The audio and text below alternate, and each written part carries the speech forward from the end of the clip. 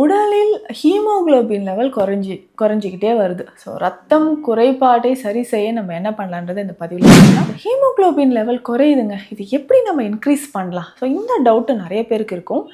என்னென்ன கண்டிஷனில் நமக்கு ஹீமோகுளோபின் லெவல் குறையலாம்? நியூட்ரிஷன் டிஃபிஷியன்சி பேசிக்காக எல்லாருக்குமே இருக்கக்கூடியது தான். அடுத்து நம்ம என்ன பண்ணணும்? ரெண்டுமே நம்ம பார்த்துட்டு இதில் ஏதாவது பாதிப்புகள், லிவர் என்சைம்ஸில் ஏதாவது பாதிப்புகள் இருக்கான்றதை நம்ம தெரிஞ்சுக்கணும். ஸோ அதை ரெகுலராக நம்ம ஃபாலோ பண்ணிக்கிட்டே வரும்பொழுது அடுத்ததாக நமக்கு ஹீமோகுளோபின் லெவல் எப்படின்றது நமக்கு தெரியும். ஸ்கேன் எடுத்து பார்த்துருப்பீங்க இல்லையா? சிலருக்கு வந்து ஹெப்படோமெகாலி ஆர் ஸ்ப்ளீனோமெகாலி, இந்த கண்டிஷன் நம்ம ரொம்ப கவனமாக எல்லாமே நம்ம சரி செஞ்சிட்டோம்னா ஹீமோகுளோபின் லெவல் நமக்கு மெயின்டைன் ஆகும். சிலருக்கு எந்த ப்ராப்ளமும் இருக்காது, ஆனால் நியூட்ரிஷன் டிஃபிஷியன்சி சாதாரணமாக இருக்கலாம். ஸோ அந்த மாதிரி இருக்கக்கூடிய நபர்களுக்கு ரொம்ப சிம்பிளாக நம்ம வந்து ஹீமோகுளோபின் லெவல் இன்க்ரீஸ் பண்ணுறது எப்படின்னு பார்க்கலாம்.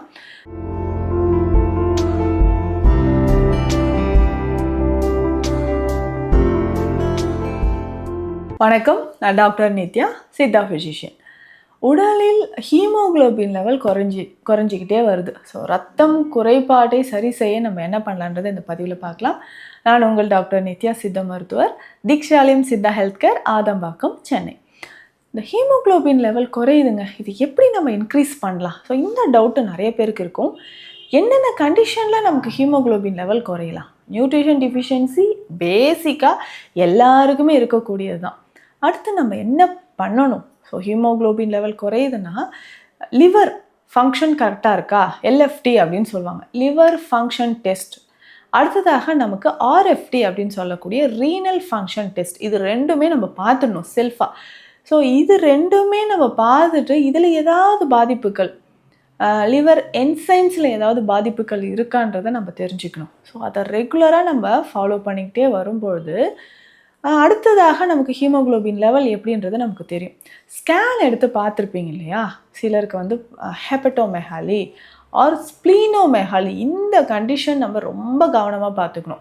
ஏன்னா இந்த மண்ணீரல் தொடர்பான பிரச்சனைகளோ மண்ணீரல் வீக்கமோ நமக்கு இருந்ததுன்னா கண்டிப்பாக ஹீமோகுளோபின் லெவல் குறைஞ்சிக்கிட்டே வரும்.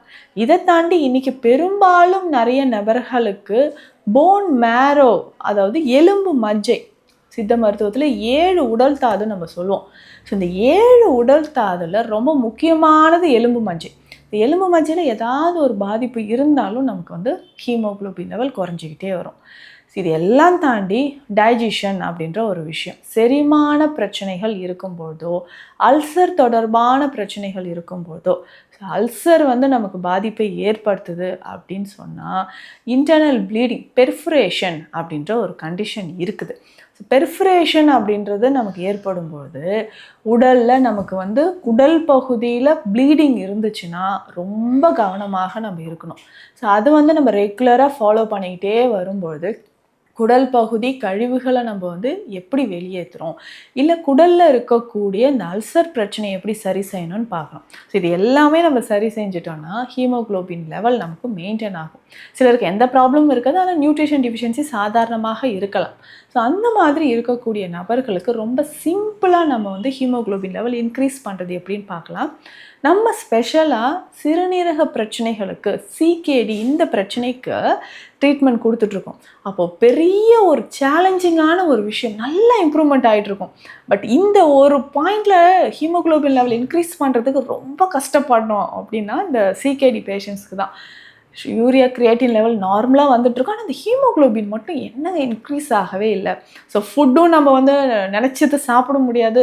ஸோ மெடிசன்ஸும் நம்ம கரெக்டாக கொடுக்கணும், அந்த டோசேஜ் மெயின்டைன் பண்ணணும். அப்போ ஹீமோகுளோபின் லெவல் இன்க்ரீஸ் ஆகணும் இல்லையா?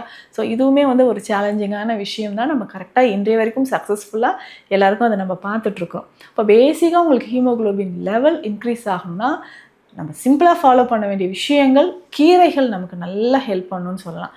பொன்னாங்கண்ணி, கரிசலாங்கண்ணி, முருங்கைக்கீரை, பாலக்கீரை, மறக்காமல் கருவேப்பிலை, புதினா, வல்லாரை, தூதுவளை, இத்தனை கீரைகளை ஏதாவது ஒன்று நம்ம ரெகுலராக ஃபாலோ பண்ணிக்கிட்டே வரும்போது ஹீமோகுளோபின் லெவல் நமக்கு இன்க்ரீஸ் ஆகுது அப்படின்னு சொல்லலாம். ஸோ ரெகுலராக இந்த கீரைகளை உணவில் சேர்த்துக்கணும்.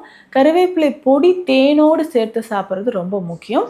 சித்த மருத்துவத்தில் அன்னபேதி செந்தூரம் அப்படின்ற ஒரு மருந்து இருக்குது. இது பேசிக்காக கொடுக்கக்கூடிய பெருமருந்து வகை தான். மிளகு அளவு எடுத்து நம்ம கருவேப்பிலை பொடியோடைய சேர்த்து தேனில் கலந்து நம்ம ரெகுலராக இதை சாப்பிட்டுக்கிட்டே வரும்போது கொஞ்சம் கொஞ்சமாக நம்ம உடலில் ஹீமோகுளோபின் லெவல் நமக்கு இன்க்ரீஸ் ஆக ஆரம்பிக்கும். இதில் முக்கியமாக இன்னொரு விஷயம், ஹீமோகுளோபின் லெவல் டக்குன்னு ரைஸ் ஆகணும், 10 நாளில் நமக்கு ஒரு ரிசல்ட் வரணும், 2 பாயிண்டாவது இன்க்ரீஸ் ஆகணும் அப்படின்னு நினச்சிங்கன்னா நெல்லிக்காய் பொடியோட வெள்ளை கரிசாலை பொடி ரெண்டும் சம அளவு கலந்து ஒன்று தேனில் சாப்பிடணும் அல்லது நம்ம நெய்யில் சாப்பிடணும்.